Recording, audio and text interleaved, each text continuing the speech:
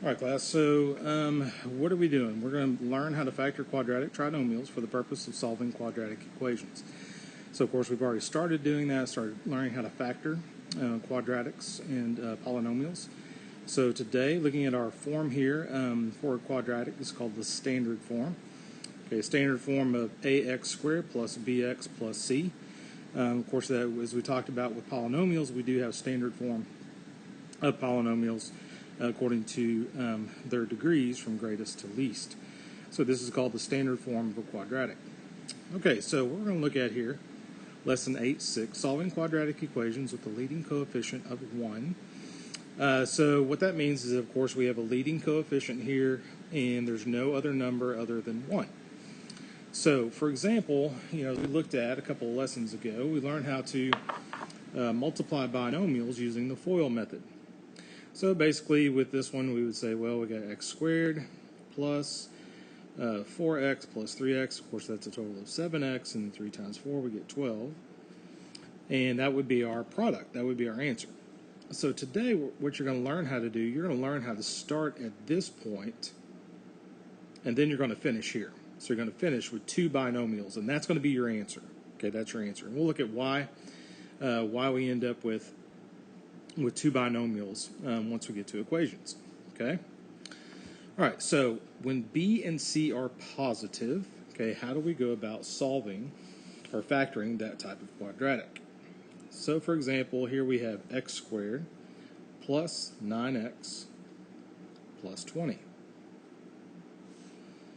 So in order to factor this, what we're going to do, we're going to look at, okay, the last number, okay, which is our c. In this case, it's 20. And we are going to create a t-chart. So with our 20, what we're going to do, we're going to find two factors of 20. Okay, two factors of 20. Well, there's multiple factors of the number 20. For example, 1 times 20 is 20. 2 times 10. Oops, and I can't draw. Okay, 2 times 10 is 20. But then we also have 4 times 5. That's also 20. But this is the thing. Look at our middle number. Now, the middle number tells us which of those two factors that we're going to use. So we're actually going to say, well, the sum, of course meaning addition, okay, the sum of those two numbers, whichever the two that when added together equal 9, okay, that's going to be your two factors. So, of course, 4 plus 5 is equal to 9. So now, in order to write my two binomials, I know that x squared is just x times x.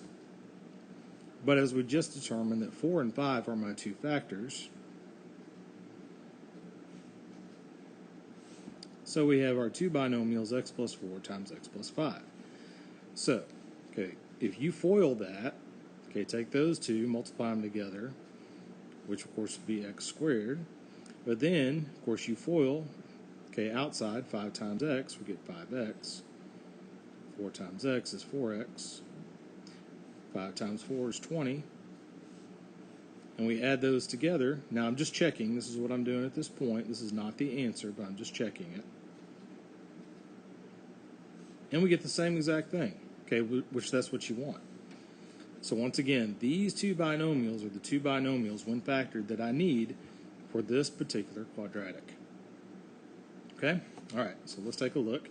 Okay, I got a couple of examples here. I think I'll just go through one of those. I'm going to do the second example, and the reason being is because what I want to do, I want to start off and I want to put this into standard form. Okay, standard form. So my standard form being t squared plus 10t plus 9.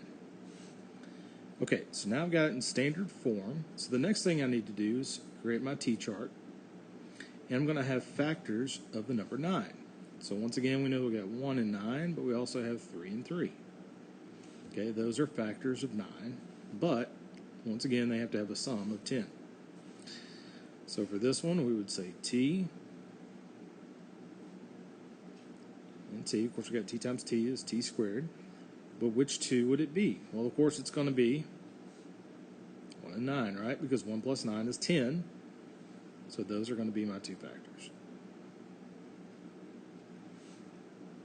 Okay, so that would be your answer.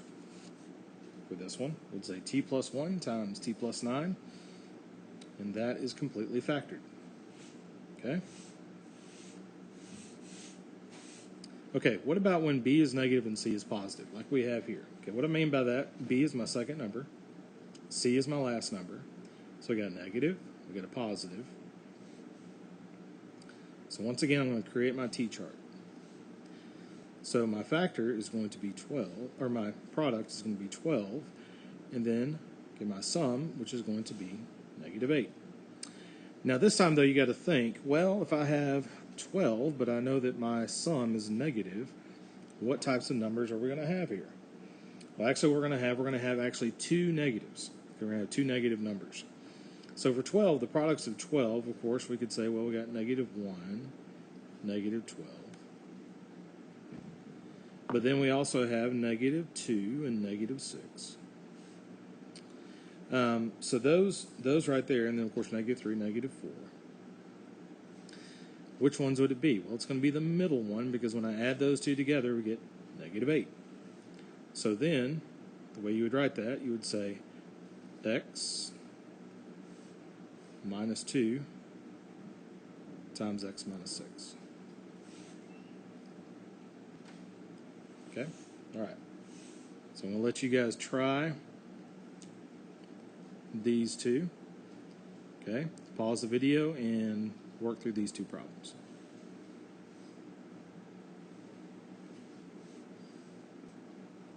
Okay, so this should be your answers for those two problems. So just check over that. If you have any questions, just discuss it within your groups and compare answers if you need to. Okay, but what about when C is negative? Okay, when C is negative, what's going to be the case? So you got to think, if C is negative, that means that what we have is we have opposite signs of our factors, right?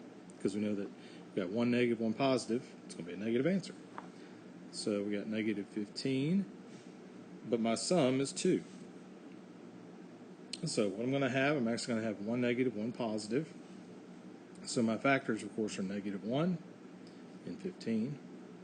But when I add those two together, I get positive 14, so that's not it. But then we have negative 3 and positive 5. So for that one, that's going to be the one I'm going to use. So I get x minus 3 times x plus 5. Okay, because once again, if I multiply them together, I get negative 15. When I add them together, I get positive 2. Now, if you want to check that using FOIL method, you can check that and make sure that is correct. Okay. All right, so once again, pause your video, work through these two problems. Okay, so this is what you should get for those two. These should be your two binomials. So once again, if you didn't get that, you can go back over, check your work, and compare with a partner. Okay, now what about equations? Now this takes us into the part where we're going to solve equations. Now, as we talked about the other day, anytime we solve a quadratic, typically you're going to have two answers. And the reason for that is because we know that whenever we graph a quadratic, we have a parabola, and wherever that parabola crosses the x-axis at 2 points, that's your solution set, okay? Another thing we talked about the other day with equations is that when we solve these types of equations, we have to set them equal to 0. Okay, so in order to do that, we're going to subtract the 27. Now I've got my quadratic. And now we're just going to do the same exact thing we did before. We're going to create our t-chart. So we got negative 27 with a sum of 6. The only difference, now we've got it set equal to 0. So for this one, I could go through and think through all of my possibilities here, but what that's going to end up being, we're going to have negative 3, positive 9, multiply those two together, we get negative 27, but then we add those two together, we get a positive 6. So negative 3, positive 9. Now, this is where it gets a little bit different. Now I've got to solve it. So just like what we did the other day, I set those both equal to 0. So x is going to be equal to 3. but also x is equal to -9. Okay, so that would be your solution set, 3 and -9. Those would be your two x-intercepts. Okay, y'all try this one. Actually, I'm going to give you another one. Okay, go ahead and do this one as well. X squared plus 3x minus 18 is 0. Okay, so you go ahead and solve those two quadratics. Pause your video.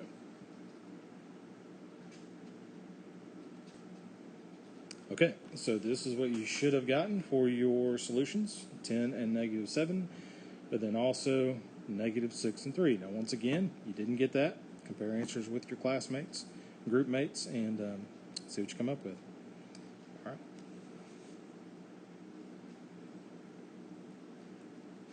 Okay, so for your homework, this will be your homework. You can copy that down and get started.